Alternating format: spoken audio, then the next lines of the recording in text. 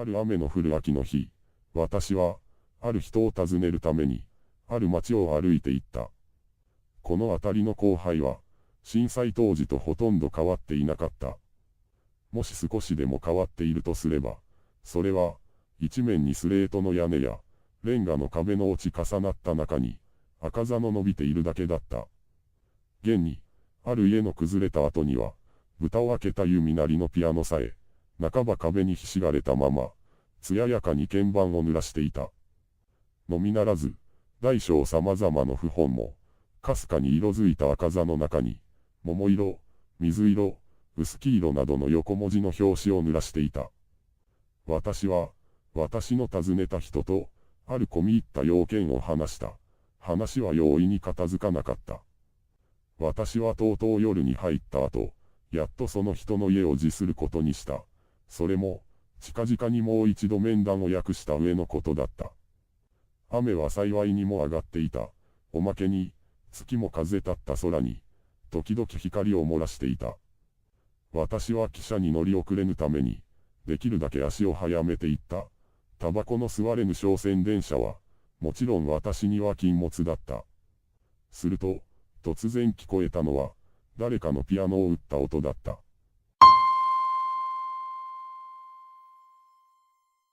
いや、打った、というよりも、むしろ触った音だった。私は思わず足を緩め、荒涼としたあたりを眺め回した。ピアノは、ちょうど月の光に細長い鍵盤をほのめかせていた。あの赤座の中にあるピアノは、しかし、人影はどこにもなかった。それはたった一音だった。が、ピアノには違いなかった。私は多少不気味になり、もう一度足を早めようとした。その時、私の後ろにしたピアノは、確かにまたかすかに音を出した。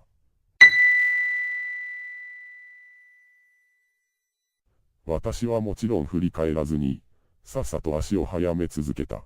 湿気をはらんだ一陣の風の、私を送るのを感じながら。私はこのピアノの音に、超自然の解釈を加えるには、あまりにリアリストに違いなかった。なるほど、人影は見えなかったにしろ、あの崩れた壁のあたりに、猫でも潜んでいたかもしれない。もし猫ではなかったとすれば、私は、まだその他にも、イタチだのガマガエルだのを数えていた。けれども、とにかく人手を狩らずに、ピアノの鳴ったのは不思議だった。5日ばかり経った後、私は同じ要件のために、同じ町を通りかかった。ピアノは、相変わらずひそりと赤座の中にうずくまっていた。桃色、水色、薄黄色などの譜本の散乱していることも、やはりこの前に変わらなかった。ただ今日は、それらはもちろん、崩れ落ちたレンガやスレートも、秋晴れの日の光に輝いていた。私は譜本を踏まぬように、ピアノの前へ歩み寄った。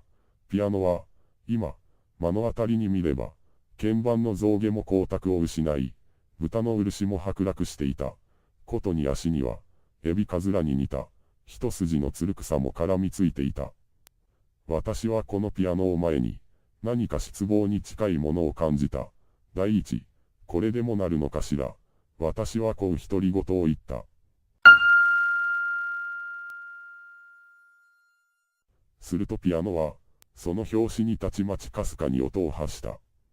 それは、ほとんど私の疑惑を叱ったかと思うぐらいだった。しかし、私は驚かなかった。のみならず、微笑みの浮かんだのを感じた。ピアノは、今も日の光にしらじらと鍵盤を広げていた。が、そこにはいつの間にか、落ち栗が一つ転がっていた。